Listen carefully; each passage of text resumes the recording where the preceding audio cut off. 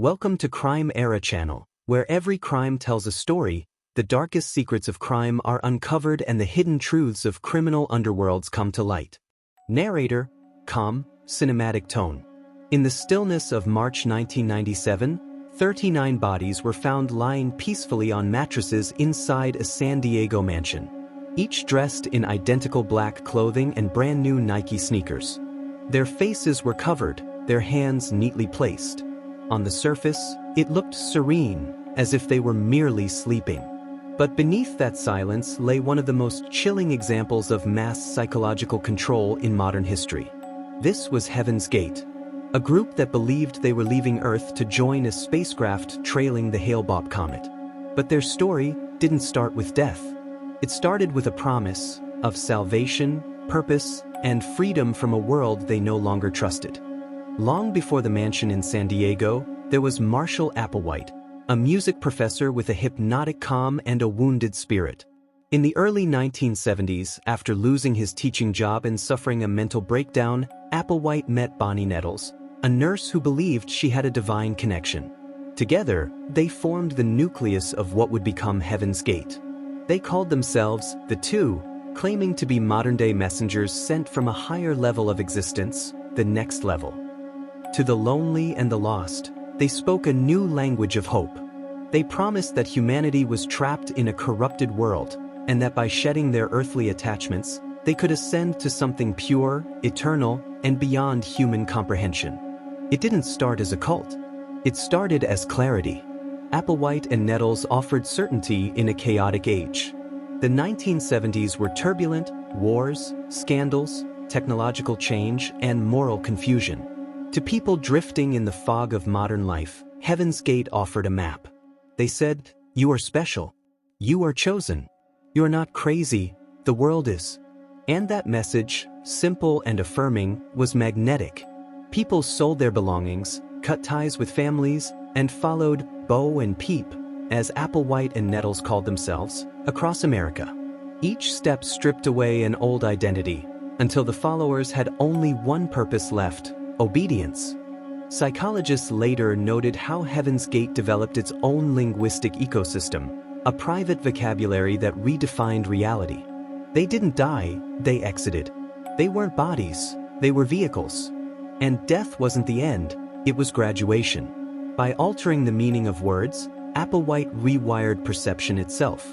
Every phrase became an anchor to belief, every correction a step deeper into indoctrination. It's how cults survive, not by forcing belief, but by reshaping the words through which belief is possible. As the years passed, Heaven's Gate retreated further from society. They lived communally, often under assumed names, cutting off family contact. Members abandoned possessions, money, and even sexuality. Applewhite taught that human desires were a trap, urges that kept souls chained to this decaying planet. Celibacy became sacred.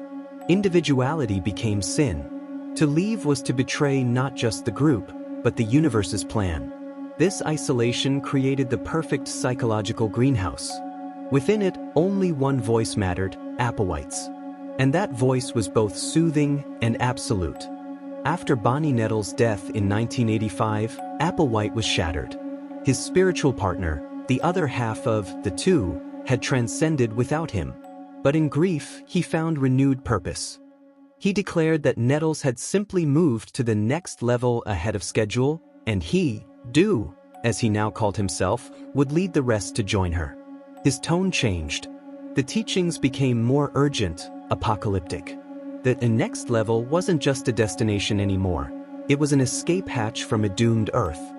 Followers listened, wide-eyed, hungry for direction. Their faith deepened, even as their world grew smaller. By the 1990s, Heaven's Gate had evolved into a paradox, a digital cult. They built websites, ran design services, and coded software under the name Higher Source. Through technology, they funded their mission and, unknowingly, spread their myth to the world. Applewhite saw computers as extensions of consciousness, tools to connect with the divine. He merged the language of Silicon Valley with cosmic prophecy. Heaven's Gate wasn't anti-technology, it was transcendence through technology. It was a new theology for the information age, where data met divinity. Inside their rented mansions, followers lived with military precision. Meals were timed, chores were scheduled, conversations were monitored, even emotions were regulated: love, anger, doubt, all viewed as distractions from ascension. When questioned, Applewhite would smile gently and remind them, "We are shedding our human conditioning." And they believed it. Obedience became comfort, routine became faith, the absence of choice became peace. By then, their individuality had dissolved, replaced by a synchronized identity that breathed, ate, and dreamed as one. In 1996, astronomers announced the discovery of the Hale-Bopp comet, one of the brightest comets ever recorded. But for Heaven's Gate, it wasn't just a cosmic event. It was the sign. Applewhite claimed the comet carried a spacecraft behind it, the vessel that would take them to the next level. And for the first time, after decades of waiting, Heaven's Gate had a deadline. The tension inside the house was electric, part awe, part fear. They believed they were preparing for departure, rehearsing not death, but deliverance. In March 1997, Applewhite recorded his final message. The video shows him smiling serenely, eyes lit with conviction. He tells viewers that the time has come, that Earth is about to be recycled, and only those prepared will ascend. Behind him, followers nod softly. They believe they are chosen, that their deaths will not be an ending, but a promotion to eternal life. He says, "The joy is that our older members are already there, waiting for us." The words are calm, unhurried. The meaning, chilling. In the last days, they ate together, a final meal of turkey pot pie, pudding, and tea. They laughed. They prayed. They said goodbye to their human vessels with childlike serenity. Survivors later described the atmosphere as peaceful, disturbingly so, because that's how powerful indoctrination can be. It makes the unthinkable feel sacred. On March 22, 1997, the process began.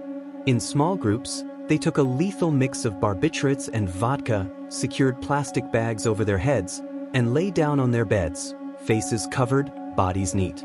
Each wave assisted the next, until only 2 remained, who tidied the room and lay down beside the others. When police found them days later, nothing was chaotic. Nothing screamed violence. It was methodical, quiet. And that silence was the final proof of Applewhite's control. Experts still debate how such an act could happen without force. The answer lies in slow erosion, not of logic, but of self. Applewhite's indoctrination didn't demand faith overnight. It chipped away at doubt, replacing it with belonging. He offered identity, then ownership, then destiny. And once he held all 3, his words became law. When he said death was life, they believed. When he said leaving Earth was salvation, they packed their bags. Because they no longer trusted their own minds, only his. Heaven's Gate is often cited as the perfect storm of psychological manipulation, isolation, routine, language control, emotional dependency. But more than that, it was the weaponization of trust. Applewhite didn't scream, threaten, or punish. He nurtured. He guided. He built faith not by fear, but by intimacy. And that's what made his power absolute. Even decades later, Heaven's Gate echoes through our culture, in internet subcultures, spiritual movements, and online communities that promise enlightenment for allegiance. The pattern remains. Charisma plus certainty plus isolation equals control. The technology may change, but the formula doesn't. A few members survived, not because they left, but because they were sent away on errands. When they returned, their world was gone. One survivor said, "I thought they'd graduated. I was the one who failed." That sentence captures the tragedy of belief, when faith becomes a cage built with your own hands. In the years that followed, some called them victims. Others called them fanatics. But perhaps they were both. They were seekers who wanted meaning so deeply they gave everything, even their lives, to touch it. And Applewhite? He wasn't a madman to them. He was a teacher, a father, a doorway to eternity. That's how cults survive, not through terror, but through tenderness misused.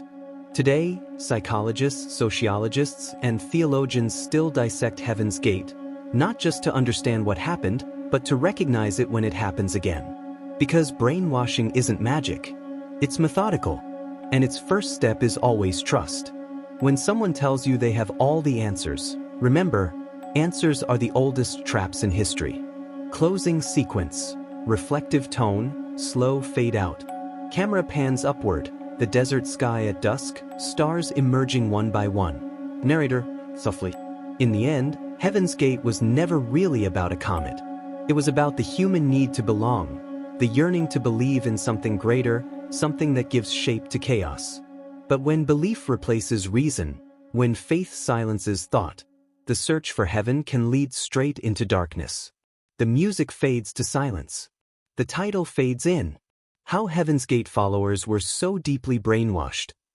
Thanks for watching. Make sure you hit the like button and also subscribe to our channel for more exciting true crime stories.